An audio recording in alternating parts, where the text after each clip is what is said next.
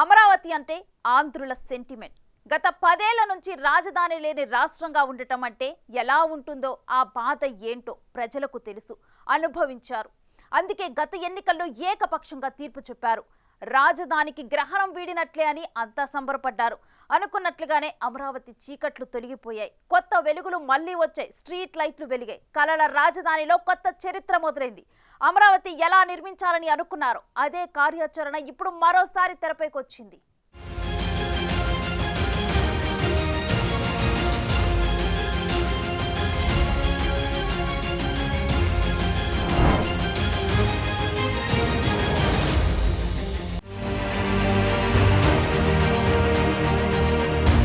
Sentiment కొన్ని విషయాల్లో చాలా బాగా పనిచేస్తుంది. ముఖ్యంగా అమరావతి విషయంలో ఏపీ ప్రజలు ఎంత సీరియస్ గా ఉన్నారో గత కొన్ని రోజుల పరిణామాలు చూస్తుంటే అర్థమవుతుంది. ఆగస్టు 3న ఏపీ సీఎం చంద్రబాబు టీడీపీ కేంద్ర కార్యాలయానికి వచ్చారు. సీఎం వస్తున్నారని తెలియగానే వివిధ ప్రాంతాల నుంచి పెద్ద ఎత్తున జనం వచ్చారు. తమ సమస్యలు చెప్పుకున్నారు, కంప్లైంట్లు ఇచ్చారు. ఇందులో కొత్త విషయం ఏముందని అనుకుంటున్నారా? అయితే వచ్చిన వారిలో అమరావతికి స్వచ్ఛందంగా విరాళాలు ఇచ్చేవారున్నారు. తమకు తోచింది ఇచ్చి వెళ్లారు. కొందరు పొలం అమ్మిన డబ్బుల్లో కొన్నిచ్చారు. ఓ వృద్ధురాలు బంగారు గాజులిచ్చింది. ఎన్ఆర్ఐలు, పలువురు వ్యాపారస్తులు, ఇలా రకరకాల వర్గాల ప్రజలు రాజధాని కోసం మేము సైతం అని ముందుకొస్తున్నారు. తాము దాచుకున్న మొత్తంలో నుంచి కొంత ఇస్తున్నారు. ఇదంతా అమరావతిపై ప్రజలకున్న సెంటిమెంట్ ఏంటో తెలియజెప్తోంది. ఏలూరుకి చెందిన మెడికల్ స్టూడెంట్ అమరావతి నిర్మాణానికి 25 లక్షలు, పోలవరం ప్రాజెక్టుకు 1 లక్ష చెక్కును ఇటీవలే చంద్రబాబుకు అందించారు. ఇలా పొలమమ్మిన డబ్బును రాజధాని నిర్మాణానికి ఇవ్వడం గొప్ప విషయమని సీఎం చంద్రబాబు కొనియాడుతూ ఆమె స్ఫూర్తికి మెచ్చి అమరావతికి బ్రాండ్ అంబాసిడర్ గా నియమిస్తున్నట్లు ప్రకటించారు కూడా.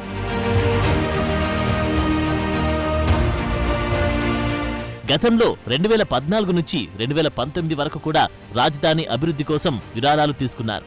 ఇప్పుడు మళ్లీ ఉడతభక్తిగా జనం తమకు తోచినంత ఇచ్చి కలల రాజధానిని త్వరగా కల్లారా చూడాలనుకుంటున్నారు. ఆంధ్రుల రాజధాని అమరావతి అని సగర్వంగా చెప్పుకునే రోజు కోసం ఎదురుచూస్తున్నారు.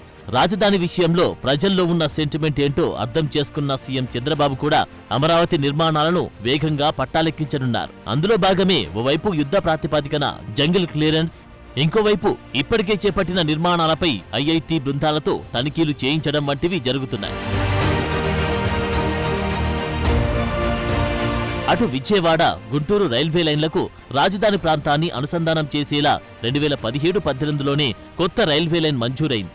కానీ జగన్ హయాంలో దీన్ని పూర్తిగా పక్కన పెట్టేశారు. తాజాగా మళ్లీ చంద్రబాబు పగ్గాలు చేపట్టడంతో ఈ రైల్వే లైన్లో కదలిక వచ్చింది.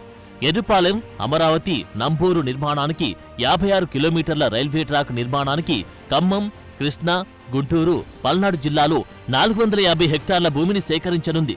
సో ఇది పూర్తయితే అమరావతి ప్రాంతానికి కనెక్టివిటీ పెరుగుతుంది. భూసేకరణకు రైల్వే శాఖ కసరత్తు కూడా మొదలుపెట్టింది. చెప్పాలంటే రాజధాని ప్రాంతంలో అన్ని డిపార్ట్మెంట్లలో కదలిక మొదలైంది. అన్ని పనులు వేగంగా జరిగేలా యాక్షన్ ప్లాన్ షురువైంది. రోడ్లు, డ్రైన్లు, ఇతర మౌలిక వసతుల పనులు త్వరలోనే మొదలవుతాయంటున్నారు.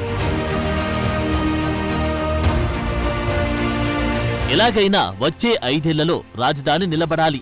అదే కాన్సెప్ట్తో చంద్రబాబు ప్రభుత్వం అడుగులు వేస్తోంది. తాజా ప్రభుత్వం తొలి ప్రాధాన్య అంశంగా అమరావతినే తీసుకుంది. అయితే గత 5 ఏళ్లలో చాలా వరకు మారిపోయింది. అంచనాలు పెరిగాయి. సంక్షోభాల్లో అవకాశాలను సృష్టించడం చంద్రబాబు పాలన అనుభవంలో అందరూ చూసిందే. కానీ ఇప్పుడు పరిస్థితులు అనుకూలిస్తున్నాయి. కేంద్రం నుంచి సహకారం అందుతోంది. దీంతో పనుల్ని స్పీడప్ చేసేందుకు రెడీ అవుతున్నారు. 2015లో అమరావతి కోసం 34,281 ఎకరాలను రైతుల నుంచి ల్యాండ్ పూలింగ్ ద్వారా సేకరించింది చంద్రబాబు ప్రభుత్వం. మరో 4,300 ఎకరాలను సర్కార్ ప్రత్యేకంగా సేకరించింది. ఓవరాల్ గా ప్రభుత్వ భూములు 15,167 ఎకరాలు ఉన్నాయి. మొత్తంగా 53,748 ఎకరాల్లో అమరావతి నిర్మాణం జరిపేలా ప్లాన్ చేశారు. 218 చదరపు కిలోమీటర్ల విస్తీర్ణంలో 6 క్లస్టర్లుగా విభజిస్తూ అమరావతి సిటీ నిర్మాణానికి ప్లాన్ చేశారు.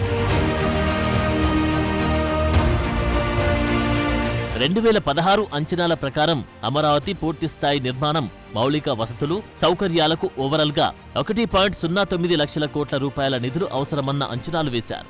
ఇందులో capital city master plan phase 1 అంచనా వ్యయం 51,687 కోట్ల రూపాయలుగా ఉంది. మౌలిక వసతులు, ప్రభుత్వ భవనాల నిర్మాణానికి ఇప్పటికిప్పుడు 40,000 కోట్ల రూపాయలు అవసరమని లెక్కలేస్తున్నారు. చంద్రబాబు గత హయాంలో సిఆర్డీఏ ఏర్పడ్డప్పుడు ఈ అంచనా ఖర్చు కేవలం 21,000 కోట్లు మాత్రమే ఉంది. అంటే 5 ఏళ్లకి అంచనా ఖర్చులు రెట్టింపయ్యాయి.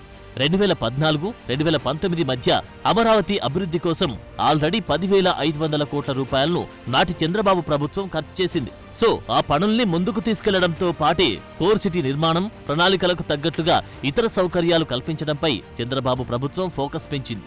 మళ్లీ కూటమి ప్రభుత్వం రావడంతో అమరావతి చుట్టుపక్కల భూముల ధరలు కూడా పెరుగుతున్నాయి. అన్నీ మంచి శకునాలే అన్నట్లుగా ఇది మరింత కలిసి వచ్చే అంశం. అమరావతిని పూర్తిగా గ్రీన్ ఫీల్డ్ సిటీగా నిర్మించేందుకు గతంలోనే ప్రణాళికలు రూపొందించారు. విశాలమైన రోడ్లు, ఫ్లైఓవర్లు, అండర్ పాస్లు ఉండబోతున్నాయి. International airport, metro train network, iconic టవర్లు, బిల్డింగ్ల నిర్మాణాలు, పునరుత్పాదక శక్తి వనరులతో నడిచే సిటీ నిర్మాణం జరగబోతుంది. ఎలక్ట్రిక్ బస్సులు, సైకిళ్లు, వాటర్ టాక్సీలు, మెట్రోలు ఇలా అనుకున్నది అనుకున్నట్లుగా జరిగితే అంత అడ్వాన్స్డ్ గా కొత్త రాజధాని ఉండబోతుంది.